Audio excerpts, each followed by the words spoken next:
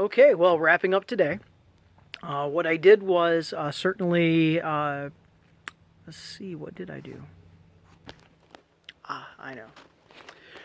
Well, this is what I did today.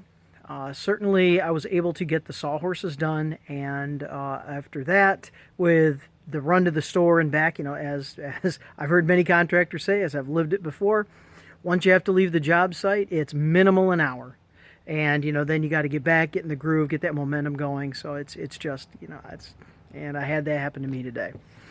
So sawhorses, then was able to get all of the sides and the spreaders ripped. So that's the two ends, and I'm actually doing two middle spreaders. I decided on, instead of a 6-foot compact, I'm actually going to do a 7-foot. It'll be a 3x7 instead of a 3x6. So this would be it's kind of a mini compact, or a subcompact, or a semi. There we go. Semi-compact workbench. So with that, I made the length 7 on the long sides. I created 2 jigs, realized I needed 3/4 because of the bushing that is with the router. And so if I want to use that bushing, I needed a 3/4 jig template in order to do the sides and the spreaders. So I went ahead and found enough fall-off material. I was able to actually then get that all set, drill the 6-inch holes. Went ahead, ran it through the table saw by dropping, well, actually I didn't drop it, I laid it down, ran the blade up. So I got that.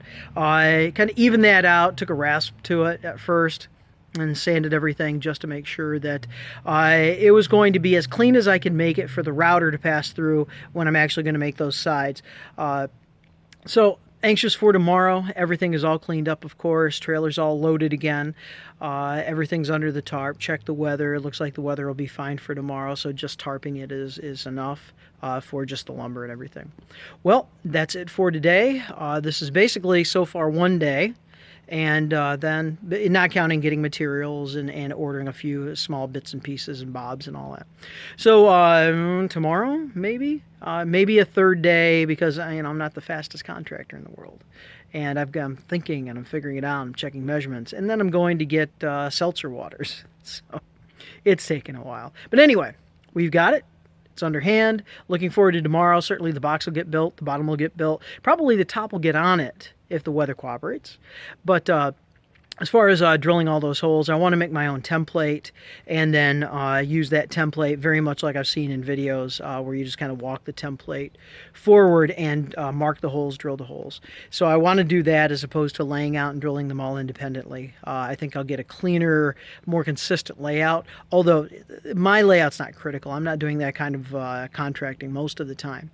But why not? I've got the time, I've got the materials, and if nothing else, I'm persistent. And some days that's all you need, is just persistence.